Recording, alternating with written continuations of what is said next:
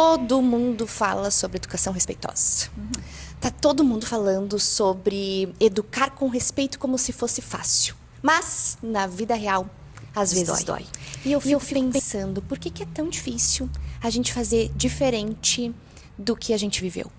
Olha, eu posso não ter essa resposta, mas eu acho que é porque quando a gente tenta educar com respeito, a gente esbarra na nossa própria infância. Não é só sobre o filho, o aluno, aquela criança que está ali. É sobre a criança que a gente foi. E que muitas vezes ela não recebeu esse respeito que a gente está tentando usar agora.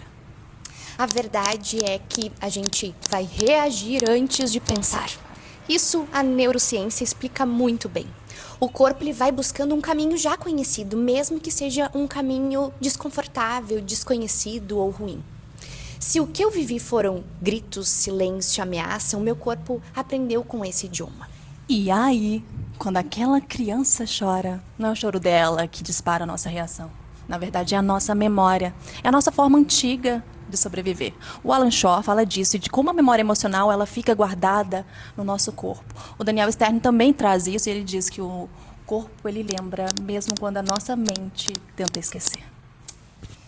E aí que entra a parte desconfortável. A gente quer fazer diferente. Nós queremos falar com calma. Nós queremos acolher as crianças, mas aí vem a culpa quando nós adultos não conseguimos. Vem a vergonha, vem aquele, ai meu Deus, eu prometi que eu ia fazer diferente. E também tem aquele lado crítico dessa história, né? O tal do advogado do diabo. Porque sempre aparece alguém dizendo, ah, mas eu apanhei e eu não morri. Ai, meu Deus, mas é isso que está acontecendo. Respeito demais é o que está estragando essas crianças de hoje em dia. Como se sobreviver fosse sinônimo de bem-estar.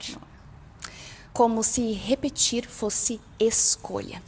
Gabor Maté diz que a gente repete aquilo que a gente não teve chance de ver, de nomear e de elaborar. E olha só que interessante. Quando a gente tenta educar com respeito, a gente está ao mesmo tempo educando a criança de hoje e encontrando a criança que a gente foi. E é por isso que dói. É por isso que é difícil. E é por isso que exige tanto da gente. E a boa notícia é que não existe condenação. O cérebro muda, o vínculo cura e aos poucos a gente vai abrindo novas estradas dentro da gente. Como diz Siegel, pequenas experiências repetidas, grave, repetidas, mudam o cérebro de verdade. E também tem aquela frase clássica do Winnicott, né? Ninguém precisa ser perfeito, só suficientemente bom. Presente o bastante e humana o bastante. Então, por que é tão difícil educar com respeito quando você não recebeu esse respeito? Porque você está fazendo um trabalho de duas infâncias ao mesmo tempo.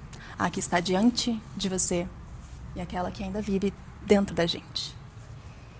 E mesmo assim, olha você aqui, tentando.